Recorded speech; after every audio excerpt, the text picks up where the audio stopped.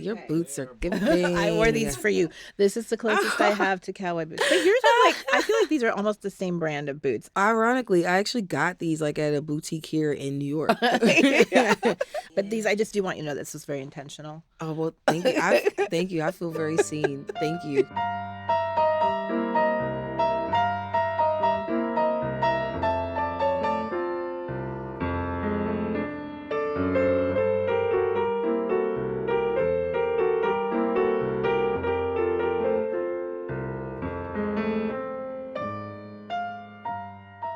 So I actually want to talk about paying dues because things are going great for you right now, right? You released your first album, which is beautiful, by the way. I'm a Thank you. fan of it.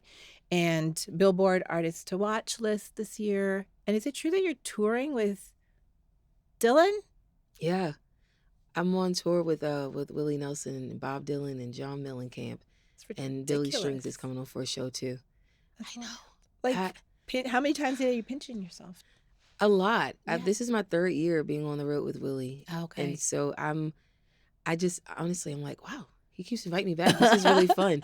And he's so fun to tour with. Like, he's so sweet. And I feel like, gosh, like he still plays so well. He brings his family out on the road. I think that's been really important for me to see, you know, as I'm like kind of figuring out, like, do I want a family? Like, what does it look like to have a family on the road? And I've been really fortunate to be around several artists who have had their families out on the road, and Willie's one of them.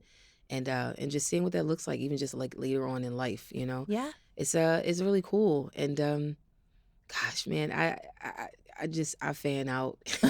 I just stand side stage and just watch him perform and just take it all in because, man, what an honor to be able to do this like in his lifetime and to get to be a little tiny part in like a Willie story. And I've never been on the road with Bob Dylan. I played Farm Aid, I think 2 years ago, and John Mellencamp was there. I think he's like on the board of Farm Aid with Willie.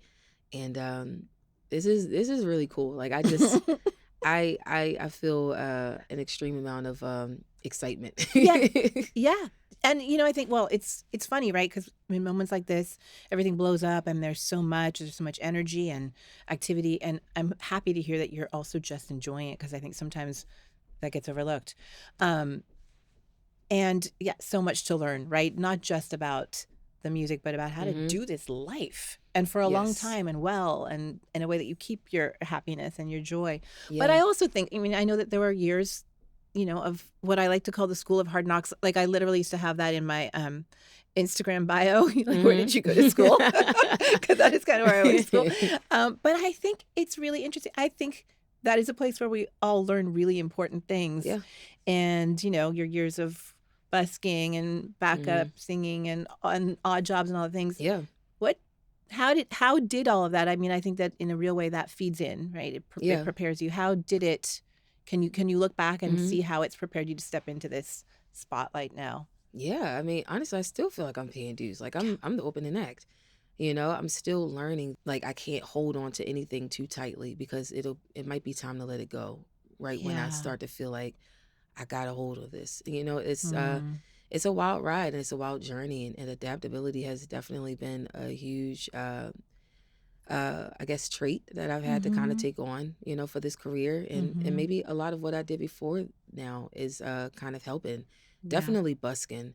I want to treat every show, you know, like it's the thing that I want to do with my life because it is, you know, even if you are an opening act, even if, you know, not a lot of people are there, who cares? There are people here. They came to see you. They came to watch what's happening. And even if they didn't come for you, you know, they came for someone else. But also, like, it's your responsibility to treat them well, you know, to put on the show, to give them all you've got because they deserve it. Yeah. And I learned a lot of that from working a lot in customer service. I've had like every odd job, not every, you know, that's an exaggeration, but I've been a lot of things. I've been a barista.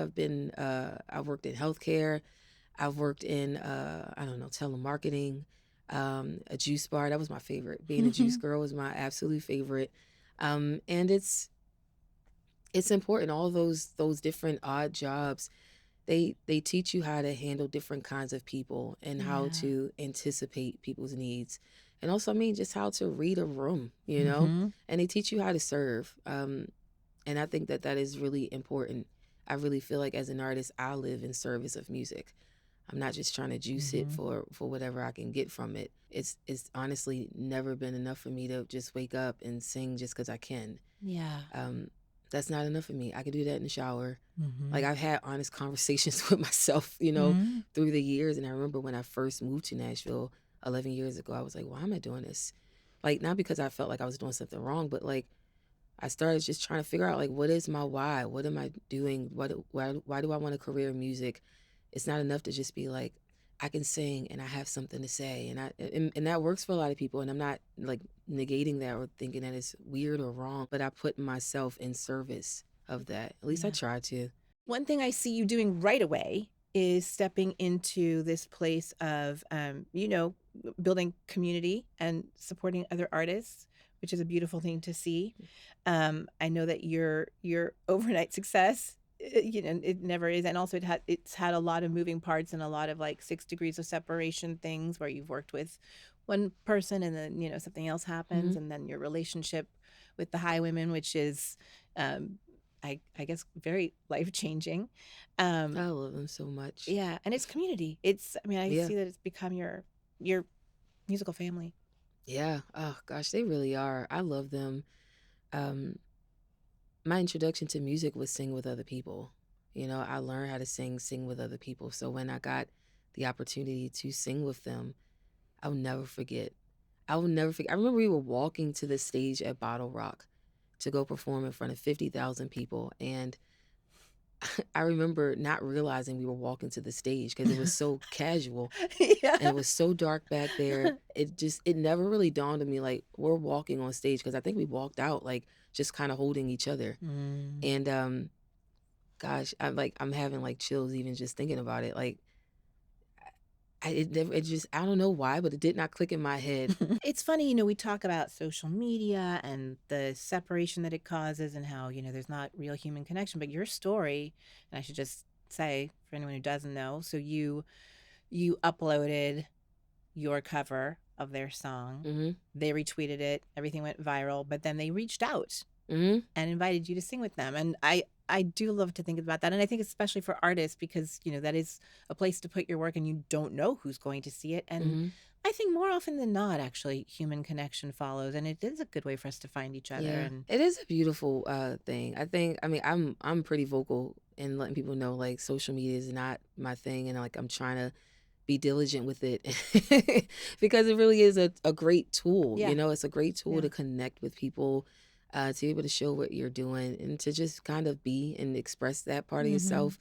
And I appreciate it for that. I mean, it's also like the place where a lot of like social revolutions have kind of been captured and discussed and really kind of sustained, through that online conversation where there isn't a middle person, where you really can just hear directly from people who are on the grounds, or people, just kind of going through the thing that they're talking about or experiencing. That's one of the things that I love so much about this moment, this time of, a lot of people stepping into their power as artists. And the first thing, like the first order of business is, okay, let's gather together, let's build this community. And what I'm really loving is that community is also involving, our ancestors and all those women from the past who didn't get their due, who had to operate within systems that did not acknowledge them or credit them for the culture shifting work that they did.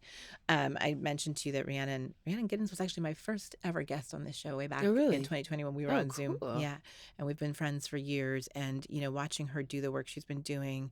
And it's tireless, and it so needs to be done, not only just for the purpose of like clarifying history, but also to empower so many future generations to understand where they come from. And then I don't know, I'm wondering, as you are building your voice and, sort of creating your own path forward, where have you found inspiration from the past? I mean, like the past, the way back. Like the way back? The way back. Oh man, I feel like I think I draw a lot of inspiration from the past, like the past, but also like from a lot of the past that's like kind of still here as well. Like we were talking about like Willie Nelson, he's 90 years old. But I think about like Billie Holiday. I think about Like, I think about like my hair icon, Shaka Khan, my other hair icon, Diana Ross, and then my third hair icon, Dolly. Like, I think about them. Yeah. I wonder what it was like for them back then. I wonder what life looked like, what it felt like. Like, this industry probably feels so different to them now Yeah. than it did back in the 60s. Yes. Like, it's wild to think about that, but I do. And so I draw a lot of inspiration from a lot of our legends living, also now kind of like passed on. I appreciate that, especially when you talk about like the craft of songwriting. Mm-hmm. Gosh, and even like how I want to be inspired, to write songs moving forward. Like, I've spent so much time over the last few weeks, even just like listening and going back to like Loretta Lynn, Yeah.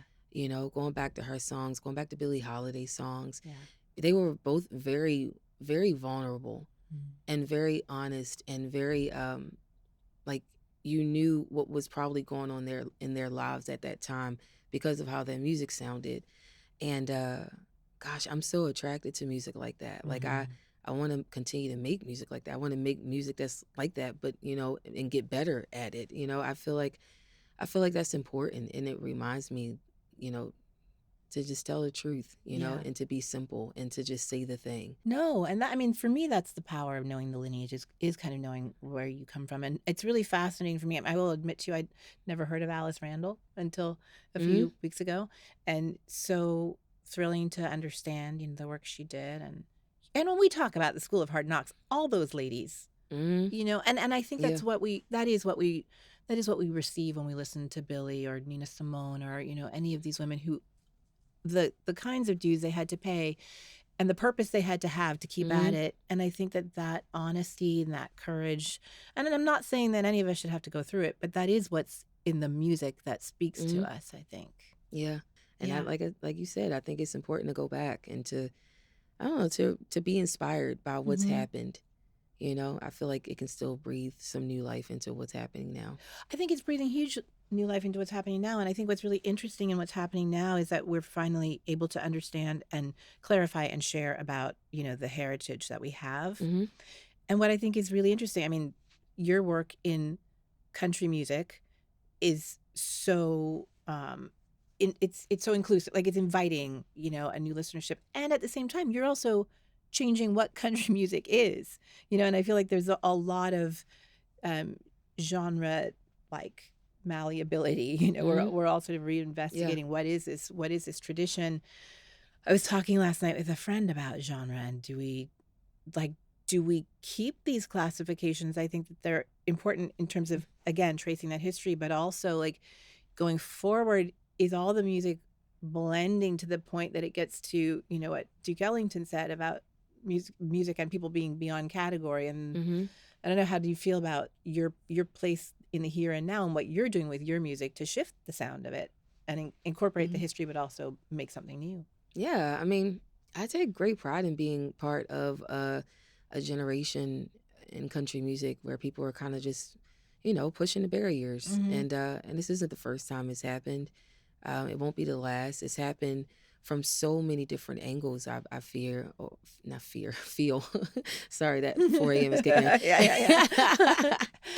It's happened from so many angles, and it'll keep happening because, genre and sound changes. But I mean, even particularly right now, like, we're watching a lot of Black country artists, and it's so cool to watch because I feel like as a result, maybe even like I'm watching like a lot of LGBT country artists, and I'm watching a lot of Latino country artists, and it's cool. And it's like, it's so many all at once, that one day we probably won't even have to have this conversation because it'll be the norm. I remember someone once said to me before, they were like, try not to focus on the people here who might not like you. Think about the people who are now coming because you're here. Yeah. Think about the people who are now feeling like they can not just be a fan of this in the shadows. Like I wasn't going to country concerts for a long time. Like it wasn't anything in me that made me feel like I could be a part of the thing, Like, and I've gone to concerts, plenty of concerts, like, but it took me a while to like get to that point, I think. Yeah. And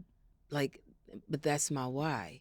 Yes. I know I'm not the only one. Yes. I've oftentimes feel like the more I start to lean in and understand what I'm feeling, and process what I'm feeling. Even the things that I just kind of be like, no, it's not worth my time. I blow it off in the back of my mind.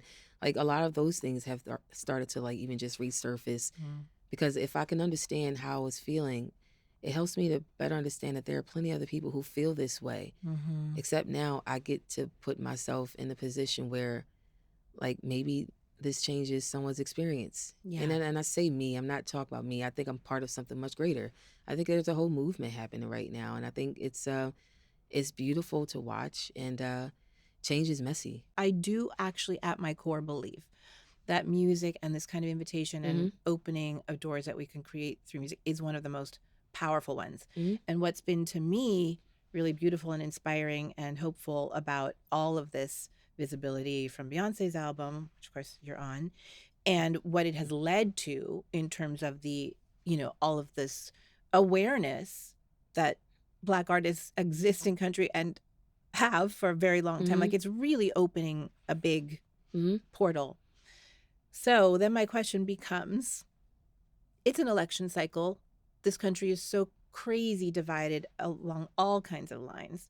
I would like to believe in my heart that if we cross those lines with our music and we understand that, we can be in the same space that is music, but it's also history, it's also shared experience, that those divisions start to go away. That is a very big job for us to do as artists, but in my mind, that is the ultimate end goal. And I wonder how you feel about that, because again, like that's a big ask. Yeah, I mean, gosh, I feel like in ways I've thought about parts of your question. I feel like the power of music is that we empower the people listening. We empower ourselves. The songs that we write, the topics that we choose to discuss, the ways that we choose to engage important conversations. Hopefully, it just energizes the fans. It energizes the people who are listening, and because they're the ones that shift the culture. Like I feel like oftentimes we're a mouthpiece for that. Yes. And we put ourselves on the front line, but it really does take an army of people, for that sort of, change to kind of come about. And so hopefully what we're doing energizes people and kind of creates a conversation, or it sparks a thought, sparks an innovation that then has to kind of be carried out by the collective whole. It's not just one person. No, it's but not that's just one the thing. song. I mean, I think these are big numbers of people, right? Yeah, like huge. I can't do the math. However many people are at a typical Beyonce concert and at what has been thought of as like a typical country music that's a lot of people, and those are probably have been pretty different audiences. Now look at this, like all of a sudden, the people are speaking together. The people are speaking, and the people are letting us know what they want, and I'm just listening. Like going back to your question, even just about like, is genre needed? I don't have answers. I really just have a bunch of questions, because like I could have like 3 follow-up questions to that. It's like I try to like see things from different sides. I really do try. It's like, because people always ask like, is genre obsolete? And I'm just like, I don't know. But what I do know is that people who listen to my music tell me they also listen to other mainstream country artists who are much further along, and they also listen to hip hop and they listen to pop, and they can sing word for word songs that were written in the 70s. Like that's I don't know. It's a weird, wonderful time, and quite honestly, those are my people. Like my album sounds like that. Like not one single song sounds like another on my album, and that's on purpose, because I like to have country music as a thread, through my songs, because that's in my blood. It'll always have a story. It'll always be, hopefully authentic and true to the tradition, but also just, I'm not just bringing my complexion. I'm bringing culture. My family listened to songs where we saw ourselves reflected, right, where we heard our stories reflected. And so I didn't grow up just listening to country music. I didn't grow up just listening to classic country music. I heard it, and I, of course, engaged it. Like I've committed my life to it. I've been in Nashville for 11 years. Well, and that again, I mean, you're reflecting everybody, right? And I think that's the biggest thing that we can do as artists, is to take all that, like the whole spectrum, and then you mix it all together and you write a song. Yeah. I mean, I feel like the greats do it.